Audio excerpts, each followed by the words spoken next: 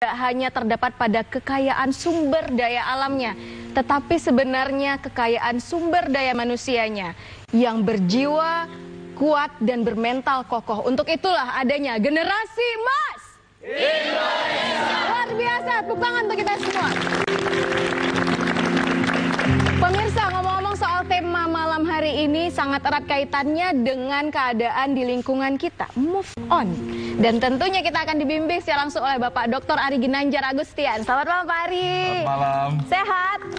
Semangat. Semangat luar biasa. Luar biasa. Untuk Indonesia dan generasi emas kita. Dan saya ingin menyapa dulu para audiens yang sudah ada di sini. Ada teman-teman dari UIN Jakarta. Dan ada teman-teman dari Jakarta Islamic Center Broadcast School. Ngomong-ngomong soal anak muda, saya ingin langsung mendekati Pak Ari. Ngomong-ngomong soal tema kita malam ini, move on. Kalau anak muda kan dengar kata move on, apa yang terlintas dalam pikirannya? Langsung senyum-senyum dari sebelah kanan maupun kiri, senyum-senyum. Kira-kira apa ya tentang move on? Ada yang mau sharing? Apakah itu tentang perasaannya yang harus move on segera dari seseorang? Langsung senyumannya luar biasa. Ataukah move on itu bisa kita artikan pikiran kita yang harus terbebas dari sesuatu? Ada yang mau sharing? Aku mau sharing. Oke. Apa itu move on versi kamu? Menurut aku sih move on itu bangkit. Nama dulu. Oke, Assalamualaikum warahmatullahi wabarakatuh. Waalaikumsalam. Nama saya Putri Hilmi dari Jakarta Islamic Broadcast School. Menurut aku sih move on itu sih bangkit dari suatu keadaan yang dimana kita terjatuh ya. Dan pengalaman aku dalam move on itu dimana waktu saya kena, maksudnya waktu saya divonis kena penyakit mata, yaitu retinanya lepas dari syaraf. Di situ tuh bener-bener ngerasa jatuh banget karena jujur aja impian saya tuh sebenarnya pengen jadi reporter gitu Kak. Tapi dengan adanya penyakit itu saya jadi takut juga gitu. Aduh bisa nggak ya? Dan semua orang tuh kayaknya jadi ragu buat saya tuh ikut partisipasi dalam lomba-lomba apapun gitu. Tapi akhirnya dengan segala cara saya juga mikir sih kalau saya terus minder, terus murung gitu, saya nggak bakal dapet teman baru. Akhirnya saya juga ingat dengan pepatah never stop trying, yaitu kita jangan pernah berhenti mencoba, karena dengan mencoba kita pasti bakal dapet hal-hal yang baru. Luar gitu biasa. sih. Boleh Terima kasih. Semangat untuk kamu. Life must go on. Terima kasih. Saya pengen dengar lagi dari teman-teman di sebelah kiri saya. Ada yang mau cerita tentang move on? Oh, kamu sudah menyimpan rahasia apa? Di samping Pak Ari langsung loh. Kamu sudah menyimpan rahasia apa tentang move on? Ya, Assalamualaikum warahmatullahi wabarakatuh. Waalaikumsalam. Nama saya Bama Pradika dari UIN Jakarta. Ya. Di sini saya mengartikan move on itu sebagai fase perubahan dari hal buruk menjadi lebih baik lagi. Di sini saya ingin sharing pengalaman saya terkait move on ini, di mana di waktu saya masih sekolah, dulu memang saya selalu dikejar-kejar guru untuk nilai saya, mungkin karena nilai saya kurang baik atau kurang. Tetapi di masa saya kuliah, duduk di bangku kuliah, sekarang giliran saya mencari dosen, mencoba untuk merubah nilai itu menjadi lebih baik lagi. Dan saya menginginkan saya pada sebuah fase perubahan kupu-kupu.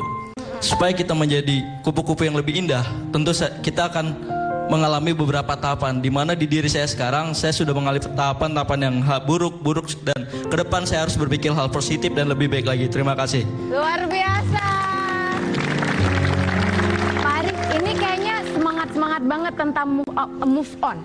Yang mana mereka sudah berpikir luas tentang arti move on. Tapi saya masih kepengen satu orang lagi sharing-sharing tentang move on. Siapa yang dari sebelah sini bersediakah?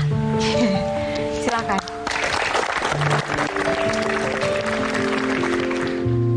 Assalamualaikum warahmatullahi wabarakatuh. Waalaikumsalam. Nama saya Rodatun Nakia dari UIN Jakarta. Move on bagi saya adalah beranjak dari kita yang belum bisa apa-apa ke kita yang bisa berpikir lebih jernih dan juga lebih luas. Ingat saya waktu SD ketika sama orang tua, "Nak, jangan duduk di pintu, nanti jodohnya balik lagi." Pasti semua orang sering kan. Ketika waktu itu ya kita nurut karena kita sebagai anak. Tapi ketika sudah beranjak dewasa, mulai bangku SMA, apalagi bangku perkuliahan, kita tidak bisa dibodohi oleh hal-hal kata-kata semacam itu. Itu adalah pemahaman yang jumut, akal yang beku. Maka dari itu, ketika saya mendengar kata-kata yang ini buruk, ini salah, ini jelek, saya tidak bisa begitu. Saya harus cari tahu melalui sumber-sumber buku, orang-orang yang berkompeten di bidangnya. Itu bagi saya move on. Luar biasa. Terima kasih. Dari ketiganya itu move on adalah upgrade untuk lebih baik. Bagaimana Pak Ari? Dong Pak Ari. Luar biasa, tepuk tangan dulu. Luar biasa. Jadi kita melihat bahwa move on ini mungkin para generasi orang tua heran, move on itu apa? Iya. Ini kata-katanya para pemuda-pemuda ya. Benar Pak Ari. Kata-kata para pemuda untuk senantiasa bergaul, dan bahasa move on ini memang bahasa yang sangat gaul gitu. Iya. Jadi para bapak, ibu yang di rumah begitu ada kata move on, bapak ibu tahu apa yang mereka jelaskan itu. Kita lihat dulu bahwa bagaimana Oprah Winfrey, ada tahu Oprah Winfrey? Top tidak? Tuh wawancara yang paling hebat nomor 1 di dunia. Anda tahu apa kelemahannya Oprah Winfrey? Dia tidak cantik. Cantik apa tidak? Tidak. Seksi apa tidak? Tidak. Tapi dia juga pernah untuk melamar pembawa acara TV. Sampai 3 kali ditolak. Mengapa? Karena memang dia tidak cantik dan tidak seksi seperti hal yang lainnya. Tetapi Oprah Winfrey sekarang menjadi yang nomor 1 di dunia. Tepuk tangan untuk Oprah Winfrey. Bima, kamu tahu Albert Einstein? Albert Einstein itu 4 tahun, umur 4 tahun baru bicara. Kamu umur berapa tahun bisa bicara? Umur 2 tahun udah bisa bicara belum? Bisa, Pak. Bisa. Albert Einstein 4 tahun. Kamu bisa baca umur berapa? Umur 6. 6. Albert Einstein 7 tahun. Berarti kamu sama Einstein pinter mana? Pinter kamu, ya tepuk tangan ya. Pinter Bima. Kemudian dia mendaftar di sebuah kampus, ya politeknik di sana. Tidak diterima. Kamu diterima nggak di sini? Diterima, berarti pinter mana? Pinter kamu juga. Tetapi apa yang dilakukan Oprah Winfrey dan Albert Einstein, mereka move on dan mereka menjadi orang yang sangat hebat ke depan. Kamu pernah nonton film Jurassic Park? Pernah? Nah, lihat. Film apa itu? Dinosaurus. Dinosaurus ya. Nah, saya tidak bilang bahwa ini dinosaurus gitu ya. Tapi Anda tahu siapa pemain filmnya? Apa sutradaranya? Steven Spielberg.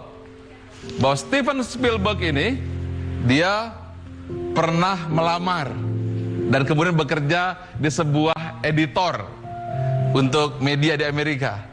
Dipecat karena dianggap tidak punya bakat.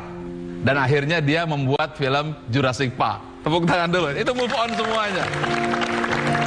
Berarti Pak Ari, move on itu nggak semata-mata untuk anak muda yang cuma sekedar patah hati doang dong Pak Ari. Ya, move on itu adalah dia terjatuh, tidak diam dan tetap Bangkit lagi. Ya, kuncinya adalah bagaimana kita mampu keluar dan bangkit setelah mengalami keterpurukan. Iya.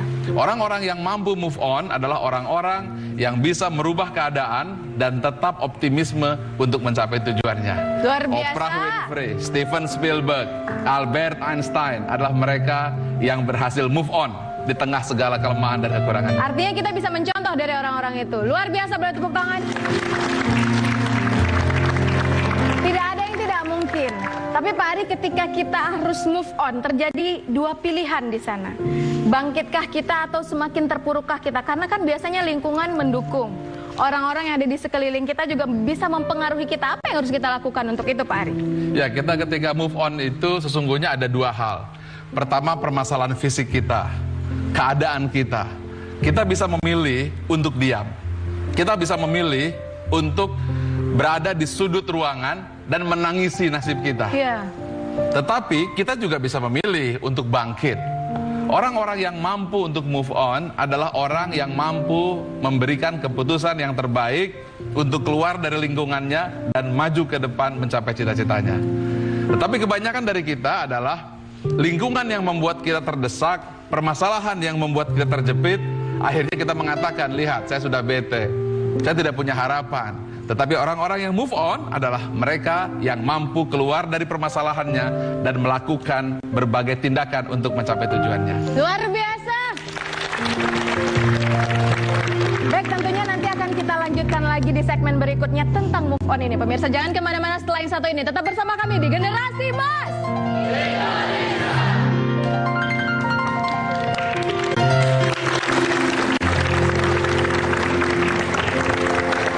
Pemirsa Indonesia yang cerdas, alhamdulillah kita kembali lagi di Generasi Mas Indonesia. Dan luar biasa untuk menambah semangat kita malam ini, mari sama-sama kita yel-yel kebanggaan kita. Generasi Mas, boleh berdiri bersama. Generasi Mas! Generasi Mas! Generasi Mas! Generasi Mas! Generasi Mas! Generasi Mas! Luar biasa, silakan duduk kembali. Pak Ari bicara tentang move on. Tentunya ketika kita mengambil keputusan dari dua pilihan kita, ketika kita terpuruk, tentunya harus ada semangat di sana. Dan harus ada keyakinan serta harapan bahwa ke depan saya bisa. Bagaimana menurut pandangan Pak Ari tentang itu? Saya penasaran dengan adik kita, Putri, yang ingin menjadi reporter TV. Saya mau interview, tolong bisa berdiri. Namamu siapa? Putri Hilmi, Umurmu berapa? 19 tahun. Cita-citamu apa? Jadi penyiar berita. Penyiar berita. Terus apa yang terjadi sama kamu? Yang terjadi adalah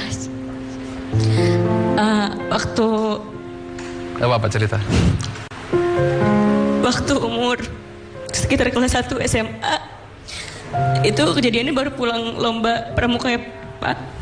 Terus itu tuh saya ngerasa kok mata kiri saya tuh penglihatannya tuh jadi berat gitu. Cuma pas periksa ternyata kata dokter itu tuh syarafnya tuh udah menciut gitu. Jadi retinanya tuh udah melepas dari syaraf gitu. Dan katanya pun kalau misalkan dilakukan tindakan udah nggak mungkin bisa. Jadi pandangan saya tuh sekarang yang sebelah kiri cuma abu-abu aja sama kelihatan terang gelap cahaya aja sih gitu aja. Tapi akhirnya saya ngelakuin saya juga akhirnya ikutin juga sih melakukan operasi gitu ya. Soalnya kan saya mikirnya ya apa salahnya kita usaha. Cuma akhirnya ya sama aja sih hasil, mungkin karena udah telat, karena ternyata penyebabnya itu jatuh Pak. Jatuh kebentur dinding gitu waktu. Udah lama sih kejadiannya, cuma baru berasanya pas udah kelas 1 SMA itu. Kejadiannya apa? Setelah jatuh? Setelah jatuh, cuma berasanya itu pas udah beberapa tahun kemudian. Saya juga gak nyangka karena, oh jadi ternyata karena jatuh itu gitu, saya jadi kayak gini sekarang gitu. Cita-citamu apa sekarang? Masih sama sih, tapi kalaupun enggak saya gak, boleh lah gak apa-apa jadi penyiar radio pun gak apa-apa deh. Karena saya sadar karena saya punya kekurangan gitu di fisik saya.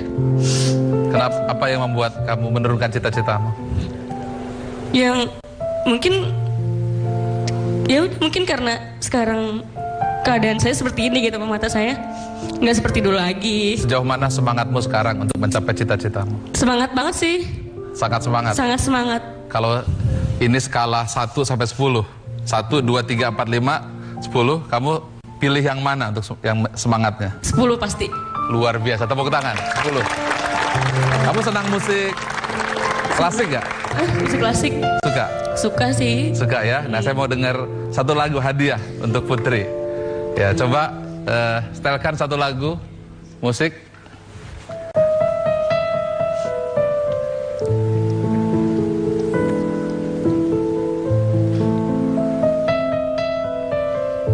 Suka lagunya? Suka. Dengar terus. Indah lagunya? Indah banget. Kamu tahu siapa yang buat lagu ini? Enggak. Kamu percaya nggak bahwa yang membuat lagu ini Tuli? Percaya.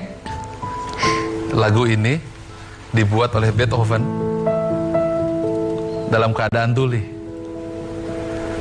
Dan dia menciptakan lagu For Alice ini. Tidak bisa mendengar. Tapi apa yang membuat dia bisa membuat lagu seindah ini? Semangatnya. Semangatnya. Nah, kamu punya semangat itu. Tidak ada yang menghalangimu. Kamu pernah dengar kisah Helen Keller? Belum. Di usia 7 bulan, dia tuli dan bisu. Tapi dia menjadi penulis buku terkenal. Seluruh dunia mengagumi Helen Keller. Dan tulisannya mendunia. Semua orang mengakuinya.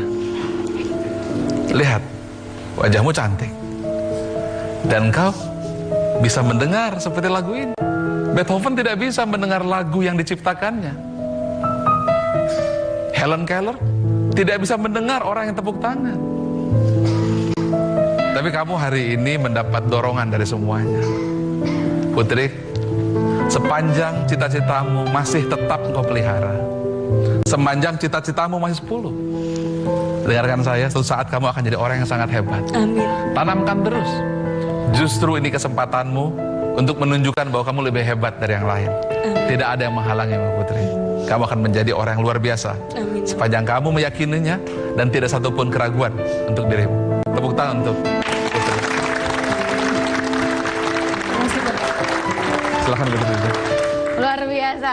Semoga semangat seperti ini ada di dalam jiwa-jiwa pemuda bangsa Indonesia yang tentunya menjadi harapan bangsa di generasi emas. Dan teman-teman di studio, Ya, mau nangis kenapa? Coba pegang mikrofonnya. Kenapa? Apa yang kamu rasakan? terharu. Pegang. Kenapa terharu? Mendengar cerita dan semangat dari Putri Hilmi. Kenapa kamu terharu?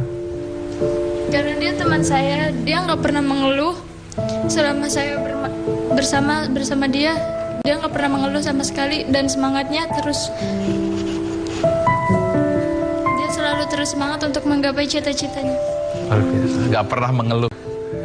Pemirsa, kita baru saja menyaksikan adik kita, Putri, yang punya cita-cita sangat tinggi, yang ketika jatuh, retina matanya terlepas, dioperasi, tapi tetap semangatnya tak pernah berhenti.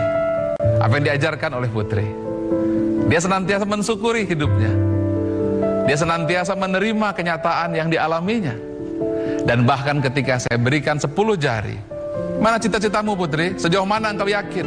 Lihat jari saya, 1, 2, 3, 4, 5 atau 10. Dan Putri mengatakan 10. Inilah yang harus dimiliki. Kalau Putri yang mengalami ujian seperti ini tetap bersemangat, bagaimana dengan kita?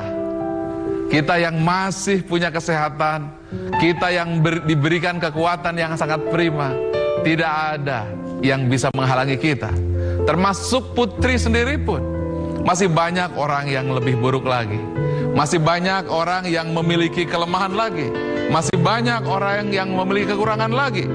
Bahkan ada yang bisu dan ada yang tuli, tetapi dia mampu menulis buku yang sangat luar biasa.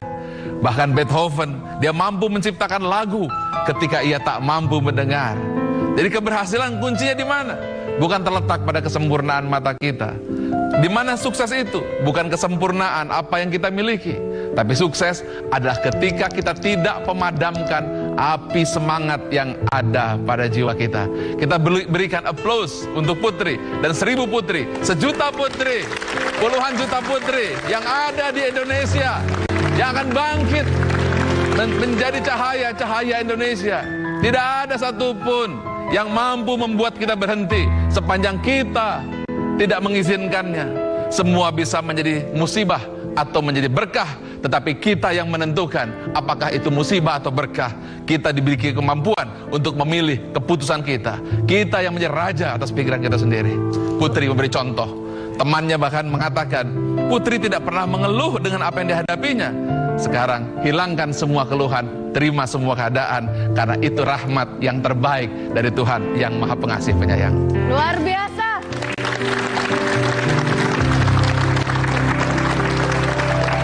Semoga rasa semangat seperti ini semakin tertanam di generasi emas yang ada di sini, tentunya Pak Ari.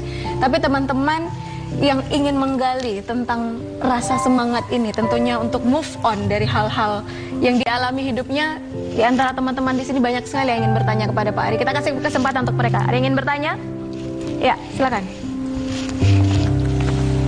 Assalamualaikum warahmatullahi wabarakatuh. Waalaikumsalam warahmatullahi. Saya Nurin dari UIN Jakarta, ingin menanyakan tentang move on kepada Pak Ari.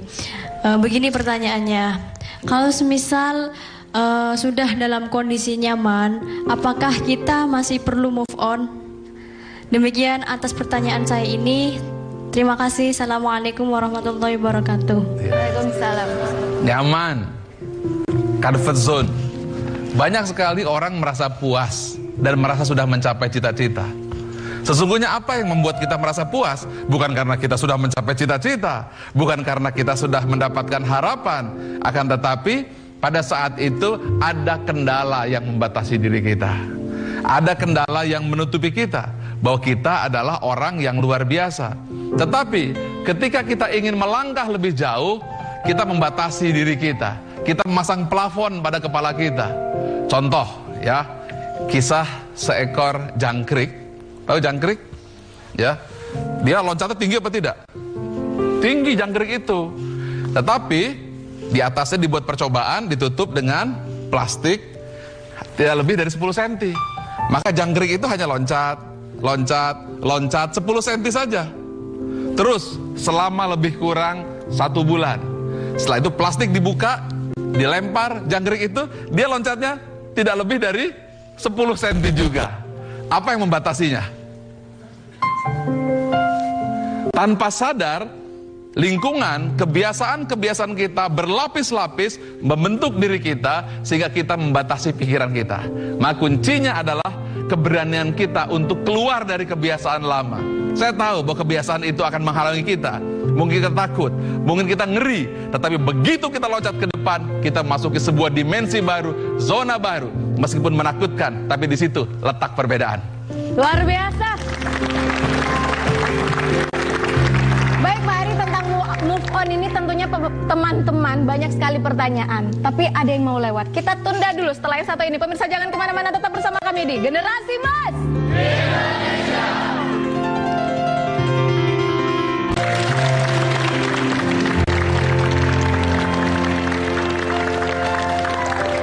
Para pemirsa yang cerdas, kembali lagi bersama kami di Generasi Mas. Dan bicara soal move on, tentunya dari dua pilihan, dan kerap kali kita melihat apa yang terjadi belakangan ini. Nah Pak Ari, melihat pemberitaan baik di media cetak maupun media sosial media ataupun yang ditayangkan di televisi, akhir-akhir ini banyak sekali kasus PHK dari perusahaan-perusahaan yang ada di Indonesia, yang mana itu akan membuat sisi karyawan yang terkena PHK itu kan drop. Saya sudah tidak punya apa-apa lagi, apa yang harus saya lakukan. Dan ketika bicara move on, ini dekat sekali dengan kondisi mereka saat ini. Bagaimana caranya untuk mereka bisa move on Pak Ari? Dengan kondisi yang di mana mereka punya tanggung jawab, harus menafkahi keluarga, macam-macam, sehingga saya harus apa? Bagaimana menurut tanggapan Pak Ari? Saya juga mau sharing nih. Saya dulu adalah pegawai negeri di Kementerian Pendidikan dan Kebudayaan sebagai dosen di sebuah kampus di Bali dengan gaji yang sudah cukup. Setiap bulan saya bisa pulang bawa beras 1 karung. Beras 1 karung itu saya ingat senantiasa, wah ini beras untuk makan sebulan. Gaji rutin, aman semuanya. Tapi justru saat itu saya membuat keputusan yang sangat dramatis, yaitu menyerahkan SK pengangkatan saya sebagai pegawai negeri, resign, dan saya mundur. Kenapa itu Pak Ari? Ya saya ingin melihat sesuatu yang baru. Kemudian saya punya uang 1 juta rupiah. Pada saat itu? Saat itu, 1 juta rupiah ya 20 tahun yang lalu, ya 1 juta rupiah. Kemudian 900.000 saya belikan celana jeans 23 potong dan 1 potong saya dibeli oleh mahasiswa saya. Harapan saya adalah bagaimana saya bisa keluar dari keadaan seperti ini. Awalnya saya takut tidak makan, takut tidak dapat uang penghasilan bulanan. Tetapi sepanjang perjalanan tersebut, alhamdulillah sampai sekarang makan terus, dan alhamdulillah badan saya juga jadi gemuk gitu. Padahal saya nggak punya pekerjaan. Ternyata benar ya, jangankan saya, cecak saja itu cecak. Makanannya apa? Nyamuk. Nyamuk. Gaya nggak cecak itu? Keren ya. Cecak nggak bisa terbang gitu ya, makanannya nyamuk. Tapi gemuk aja tuh cecak. Sampai sekarang bisa hamil, punya anak, punya suami, betul kan cecaknya? Keren aja dia. Bayangin tuh gimana, lidahnya juga nggak sampai 1 meter kan? Coba kalau Anda jadi cecak, pasti Anda minta syarat apa? Pertama pasti Anda minta sayap. Betul. Kedua, minta lidah yang bisa menjulur berapa meter kira-kira? Panjang. 10 meter. Anda mau punya lidah berapa meter kira-kira jadi cecak?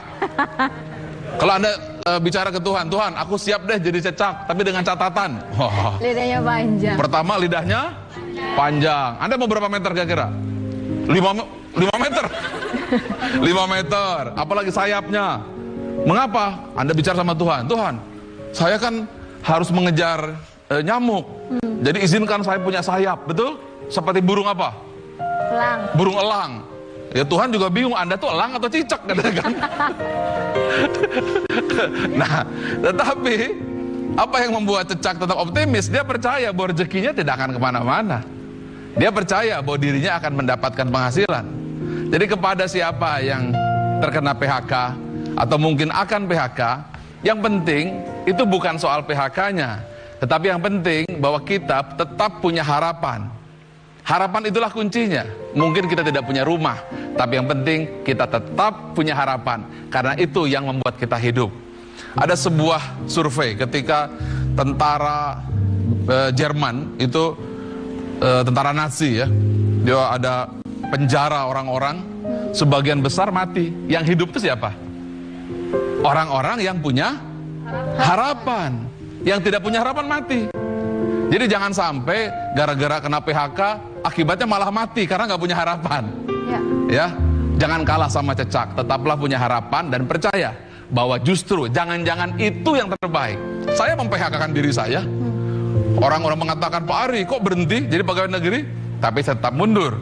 Tetapi ternyata justru itu jalan yang terbaik. Kita tidak tahu, mungkin Anda tidak suka dengan ini, tapi bisa jadi ini yang terbaik. Sepanjang Anda tetap punya harapan dan punya keyakinan, bahkan kita memiliki kemampuan untuk menjawab hal tersebut. Jaga keyakinan kita, itu saja kuncinya. Luar biasa. Berarti yang paling utama itu adalah keyakinan dalam diri sendiri dan keyakinan dan harapan kita. Ya. Begitu kita punya harapan, kita akan terus 1000 jalan akan terbuka. Tetapi ketika kita katakan harapan tidak ada, semua tidak ada lagi kepastian, disitulah kematian mulai datang. Yang paling penting adalah membangun mindset positif, Pak Ari. Karena kerap kali terjadi di lingkungan kita adalah ketika kita mengalami sesuatu yang down, kita menyalahkan orang lain.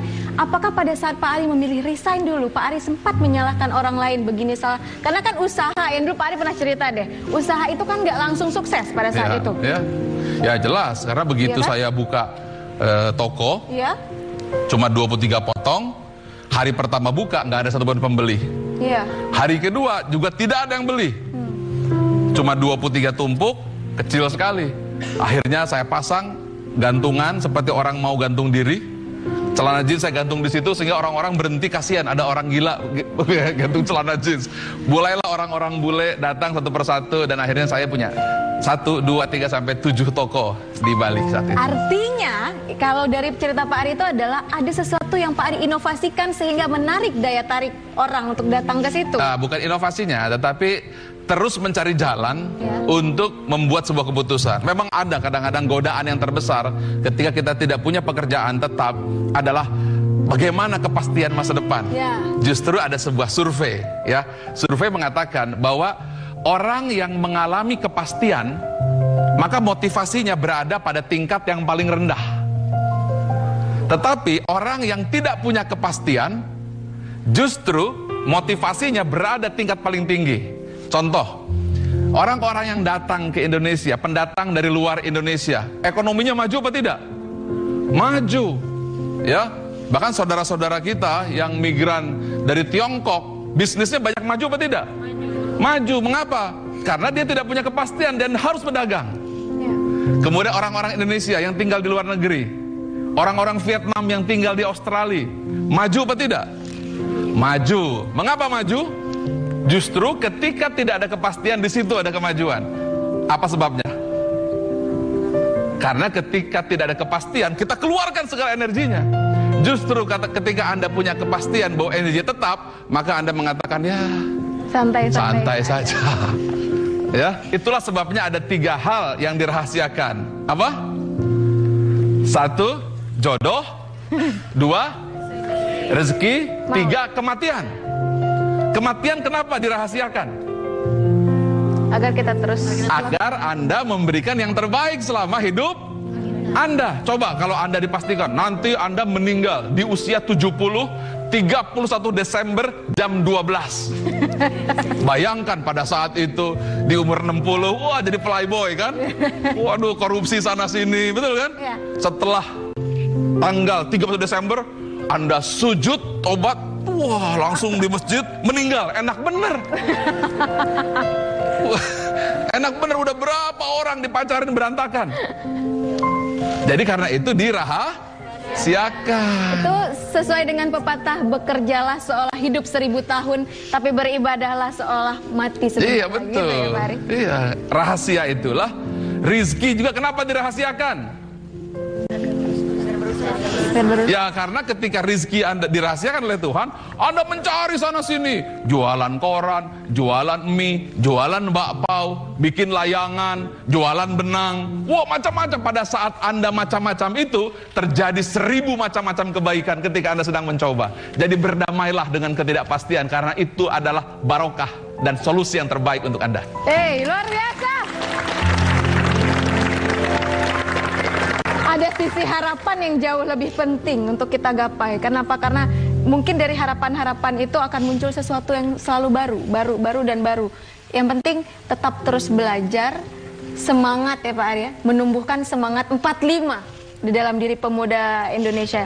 Untuk itu Pak Ari akan kita lanjutkan setelah yang satu ini. Karena setelah ini ada segmen yang spesial yang akan mengaitkan tentang kedaerahan yang ada di Indonesia. Jangan kemana-mana, tetap bersama kami di Generasi Mas Indonesia.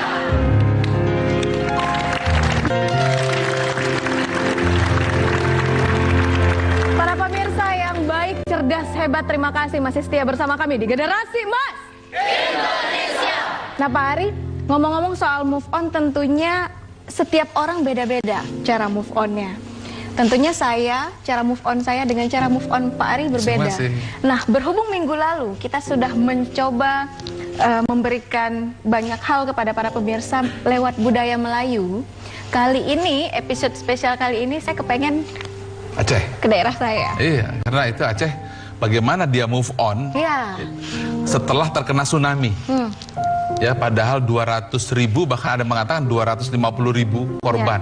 Tapi sekarang kalau kita datang ke sana seperti gak ada apa-apa. Aceh bisa bangkit lagi. Luar biasa. Dan bahkan Aceh itu bisa menghadapi peperangan melawan Belanda dan tidak pernah dijajah. Bagaimana dia move on? Coba. Iya. Kita tahu ini kira-kira Pak Ari bisa nggak ya dengan budaya yang sering sekali dilantunkan di sana ya, kita coba oleh orang-orang masyarakat di sana. Jadi nanti setelah saya, Pak Ari dengan versi Pak Ari. Mudah-mudahan ya, amin ya, doain. Iya ya, kita mulai ya. Bismillah.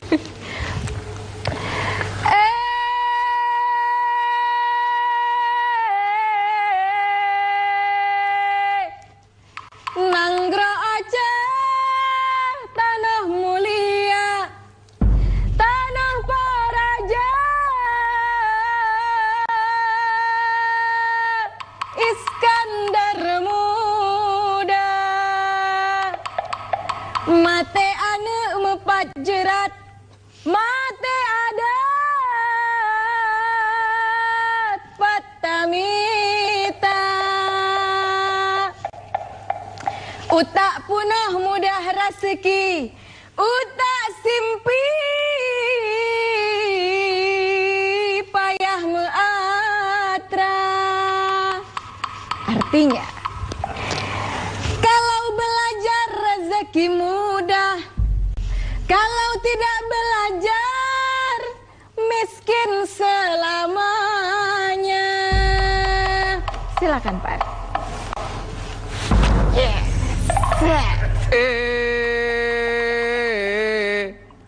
Bagi pemirsa yang terkena PHK, yang mungkin duitnya sudah tidak ada, tagihan hutang di mana-mana,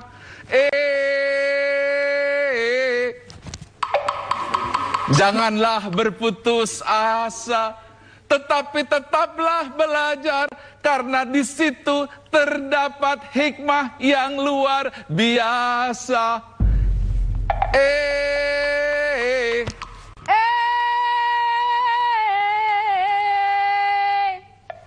Tepat ke pangkai, akai kelaba. Jujur adalah modal utama, gunakan akal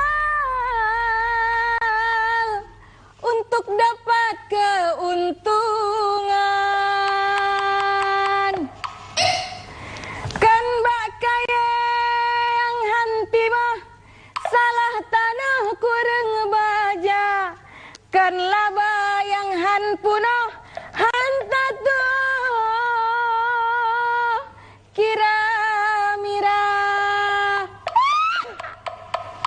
Bukan kayu yang tidak tumbuh atau salah tanah yang kurang pupuk, bukan keuntungan yang tidak cukup karena tidak tahu perhitungannya.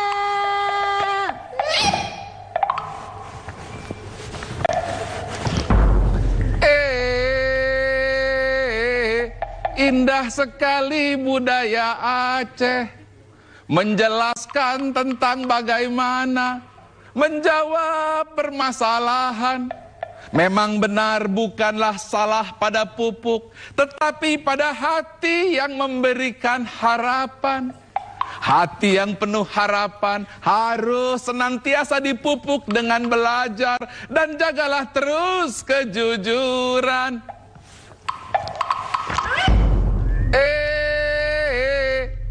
Kalau kita mau sukses, jangan senantiasa menyalahkan orang lain, tapi pikirkan apa yang bisa dilakukan meskipun selangkah demi selangkah. Helanan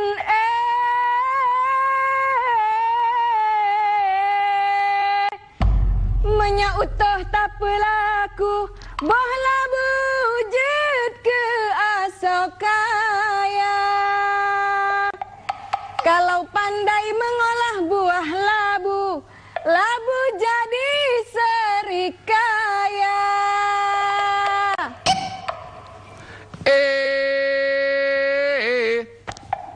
Pukul perut bikin sakit karena tidak pernah tari sedati. Meskipun perut sakit dipukul, itu semua adalah ujian.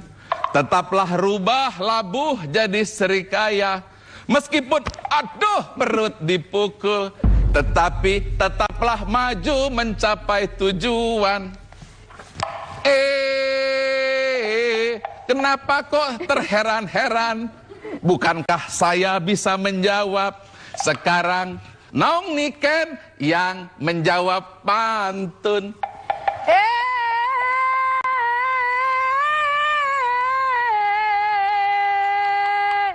Yang beaku hanji rasa, yang pantah-pantah ji peglangan uran pa. Orang yang malas kuah pun tak mau dirasa. Kalau rajin, apapun sempat diambilnya.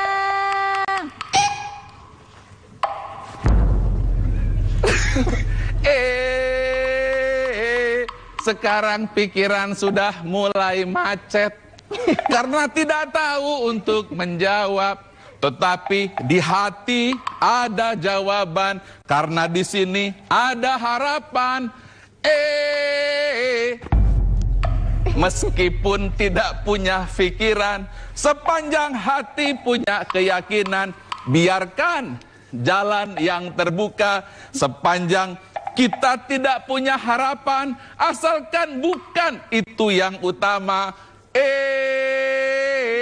Meskipun dunia gelap gulita, sepanjang hati masih bercahaya, dunia akan bersinar kepada kita. Satu lagi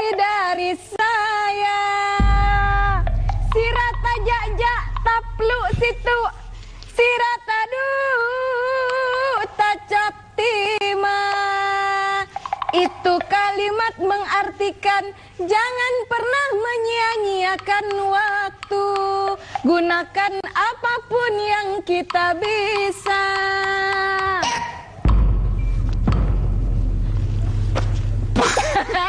Kalah Pak Ari.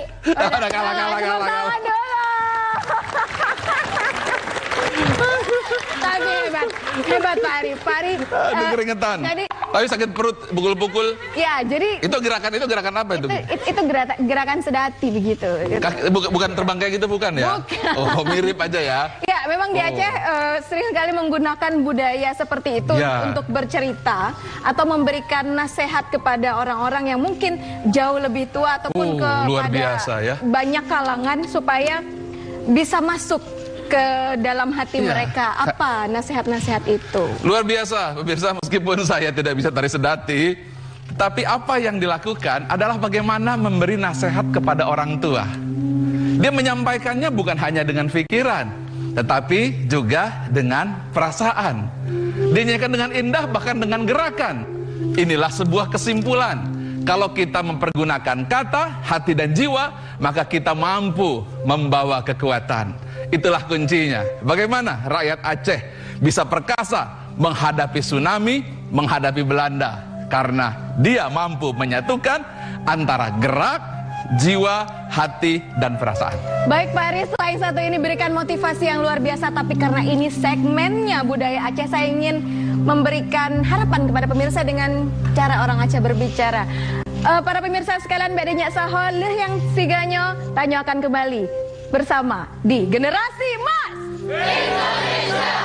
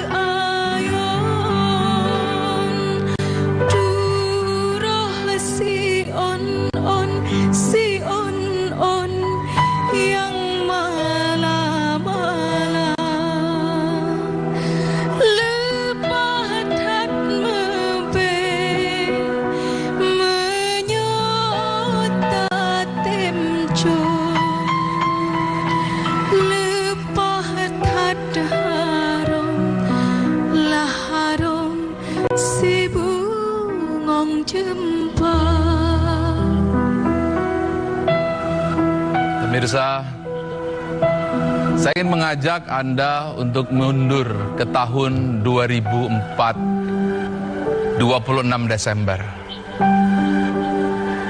Bayangkan pada saat itu semuanya sedang tertawa ceria. Suami bersama istrinya sedang berada di tanah lapang seraya bersenda gurau. Ada ibu yang sedang mempersiapkan makanannya untuk anak dan suaminya. Ada suami yang sedang berolahraga, bermain-main sepeda bersama anaknya. Lalu tiba-tiba sebuah gempa yang hebat melanda Aceh. Beberapa menit kemudian, tsunami datang menggulung setinggi pohon kelapa. dengan suara menderu, meluluh lantakkan bukan hanya Banda Aceh, tapi Aceh begitu banyak. Aceh menjerit, Aceh menangis. 1, 2, 3, 4, 100, 1000, 10.000, 100.000 tak terbilang hingga 200.000 kehilangan.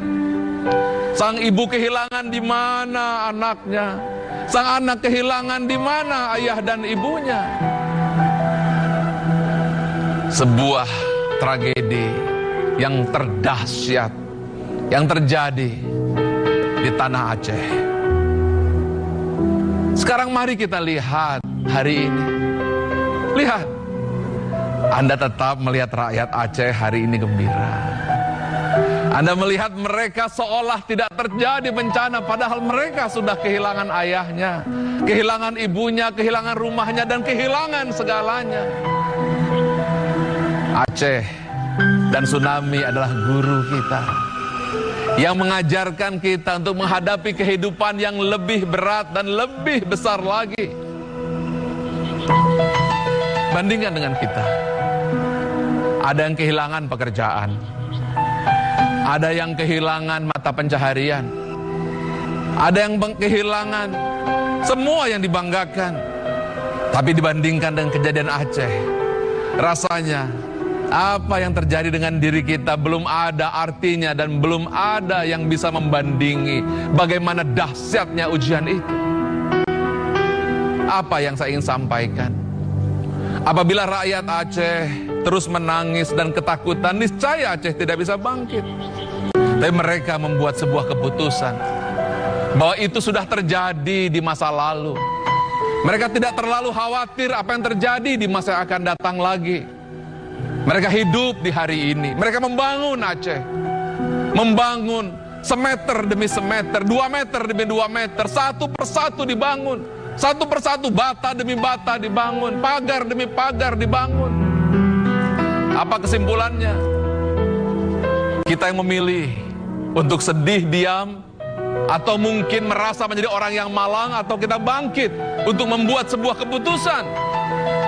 Kita punya guru yang besar, yaitu tsunami Aceh tahun 2004. Dan kita hari ini yang sedang kita alami, mungkin yang terkena PHK, penghilangan pekerjaan, atau kehilangan ayah, kehilangan ibu. Kita belum ada artinya dibandingkan itu semuanya. Bangkitlah, tegaklah, percaya dirilah, dan teruslah bangkit. Lupakan semua yang telah ada, yang telah membuat hati kita terbelenggu. Jangan khawatirkan masa lalu yang membuat seolah apabila terjadi demikian. Hiduplah saat ini, pergunakan kekuatan saat ini. Karena dengan cara seperti itu, kita akan terus bangkit, membawa diri kita ke masa yang akan datang. Yang sudah terjadi biarlah berlalu, tetapi yang ke depan itulah tanggung jawab kita. Nikmati hari ini, jalankan hari ini, keluarkan segenap potensi hari ini, bergerak optimis menuju masa depan. Hanya dengan cara itu kita bisa bebaskan luka-luka masa lalu. Seandainya memang tangan kita terluka, tangan kita berdarah, kalau perlu biarlah darah itu mengalir dan kita jilat darah kita. Kita katakan, aku akan merasakan ini, tapi tak akan menghentikan perjuanganku untuk tetap maju ke depan. Tidak perlu ditangisi tetesan-tetesan yang telah terjadi, tidak perlu diratapi, tetapi pergunakan sisa kehidupan. Di depan sana begitu banyak senyum-senyum ceria. Di depan sana bayangkan, begitu banyak orang-orang yang bertepuk tangan menyambutmu. Ayah ibumu, mungkin arwah ayah ibumu yang berdoa dalam kubur sana melihat engkau maju bergerak, bangkit ke depan. Engkau adalah bungong cempah, cahaya Indonesia yang memberi warna untuk dunia. Bungong cempah, bungong cempah, megah di Aceh. Bungong terlebih, terlebih indah lakoina. Putih kuning macam bumi.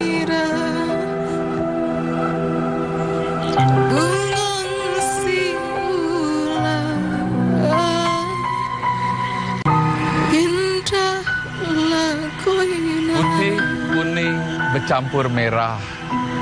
Itulah warna politik yang ada di Aceh. Bersatulah seperti Bugong Jempa. Bangunlah kedamaian. Warga Aceh yang penuh cinta kasih sayang. Laksana bunga jempa yang berbeda-beda warna, tetapi tetap satu.